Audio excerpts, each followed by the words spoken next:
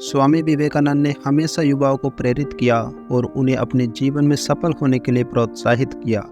उनका मानना था कि हर व्यक्ति में अनंत शक्ति और क्षमता होती है और यदि उसे सही दिशा में लगाया जाए तो व्यक्ति असंभव को भी संभव कर सकता है। स्वामी विवेकानंद का सबसे महत्वपूर्ण संदेश था कि हमें सबसे पहले अपने आप पर विश्वास करना चाहिए।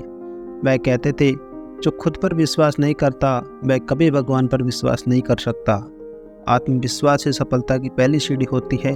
जब तक हम अपने अंदर की शक्तियों पर भरोसा नहीं करेंगे, हम जीवन में कभी सफल नहीं हो सकते।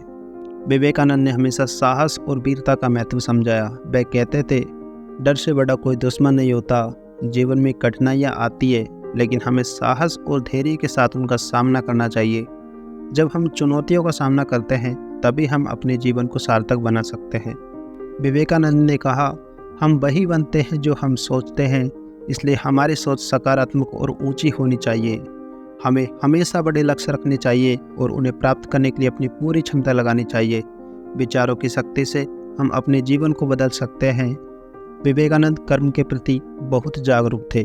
उन्होंने कहा, एक कर्मयोगी वह है जो अपने कार्यों में पूरी तरह से समर्पित होता है, लेकिन उसे कार्य के फल की चिंता नहीं होती।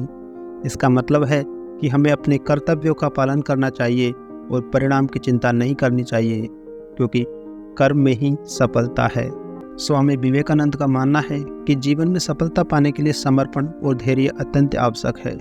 किसी भी बड़े लक्ष्य को प्राप्त करने के लिए कड़ी मेहनत और निरंतरता की आवश्यकता होती है।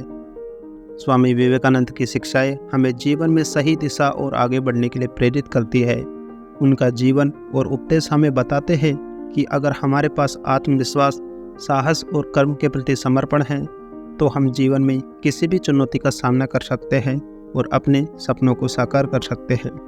स्वामी विवेकानंद के ये शब्द हमें जीवन में प्रेरित करते हैं और हमें अपनी आंतरिक शक्तियों को पहचानने और अपने लक्ष्य की ओर अग्रसर होने के लिए प्रेरित करते हैं।